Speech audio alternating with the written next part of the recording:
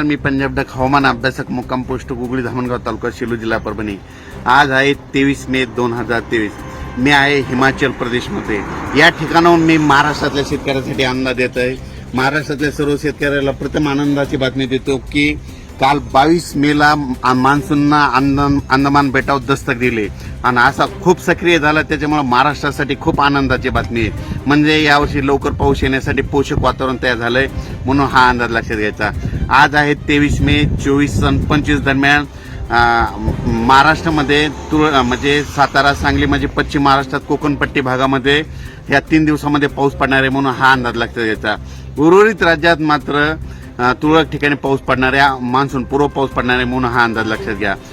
परंतु हे करत असताना सांगू इच्छितो की आता पाऊस म्हणजे पावसाळा जवळ आलाय आणि पाऊस कधी येणार आहे आणि शेतकऱ्याची सगळ्यांची आशा लागली आहे। तर मग शेतकऱ्याला सांगू इच्छितो आता म्हणजे 30 आणि 31 मेला काय होणार आहे, मान्सून म्हणजे केरळमध्ये दाखल होणार आहे, म्हणजे केरळला सक्रिय होणार आहे।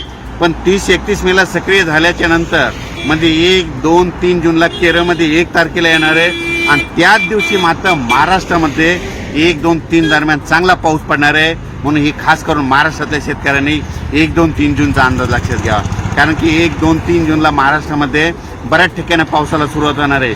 मान्सून केरळात येणार आहे 1 तारखेला, पण पाऊस मात्र महाराष्ट्रात देखील सुरू होणार आहे, म्हणून हा अंदाज लक्षात घ्या।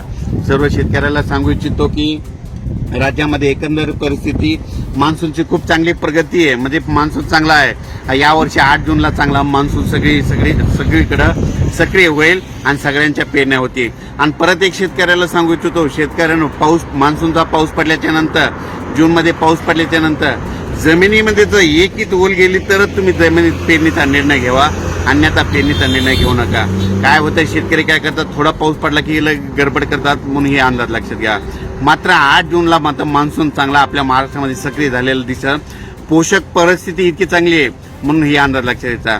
खरं तर पाऊस लवकर येणार होता, पण अचानक काय झालं, बंगालच्या खाडीमध्ये म्हणजे आज एक चक्रीवादळ तयार झालं आणि ते बांगलादेशकडे जाणार आहे, त्याच्यामुळे थोडा रेंगाळा होणार आहे। परंतु 1 तारखेला मात्र केरळमध्ये मान्सून दाखल झाल्याच्या नंतर 1, 2, 3 जूनला महाराष्ट्रात देखील पाऊस सुरू होणार आहे, म्हणून हा अंदाज लक्षात घ्यायचा।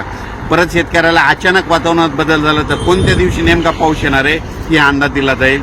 थांबतो। जय हिंद, जय महाराष्ट्र।